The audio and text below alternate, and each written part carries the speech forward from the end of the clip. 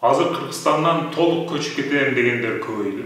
Ошолорго менин өзүмдүн сөзүмдү айтып койгум келди. Айрыкча мектепти окуп, азыр мектепти бүтүрүп аткан, анан бүткөндөн кийин бир нерсе кылып кетип калышым керек деп жүргөн жаштарга мен ушул убакка чейин көргөндөрүмдү, уккандарымды бир жыйынтык катары силерге мындай сунуш катары айтып коеюн деп атам да. Мен өзүм 10 жылдан ашуун ушу чет өлкөлөрдө жүрүп келдим. Окудум, жашадым, иштедим.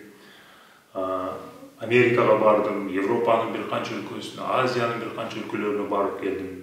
Барып келгендер менен сүйлөшүп турам, ал жакта жашагандар менен же менин досторум арасында ошентип барып келген, жашап жүргөндөр бар. Ошолордун баарынан ушул көргөндөрүмдөн, анан уккандарымдан бир жыйынтык чыгара турган болсок, силер ошол 30 жаштын тегерегине барып калган учурда кайра келип Кыргызстанга эле жайгашканыңар туура болот.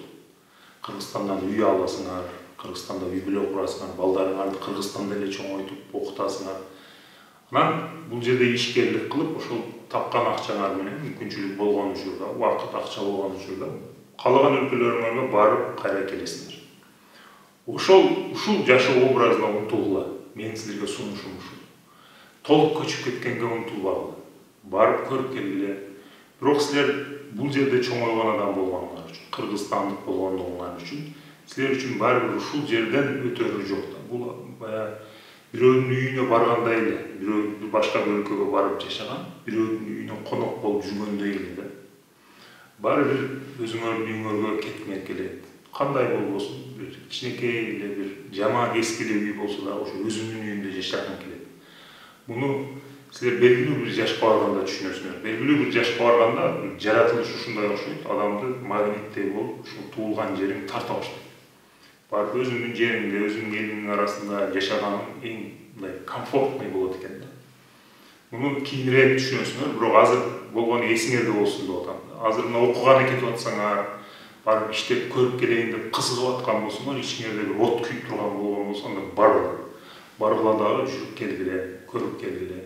Бирок ушул нерсени эсиңерде болсун да, бир күн кайра келесиңер. Бир күн силерди ал ушул магнит, жаңы мен айткан магнит тарта баштайт.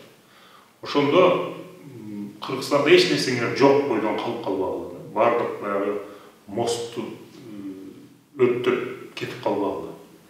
Баары бир келесиңер. Ошол жерде иштеп жүргөнүңөрдө эсиңерде болсун, акча таап, Бишкектен бир квартира алып койгонго аракет кыла. Бул жерде ошо базаңарды түзүп койгонго аракет кыла. Эртеби кечпи жаратылыш өзү силерди тартат. Силер азыр жаш болуп 20-25 жаштарда болсо аны сезбейсиңер. 30дан өткөнүңөрдө ошону сезесиңер дагы. Анан ошол учурда кеч болуп калбасын деп атам да. Ушуну билип койгула.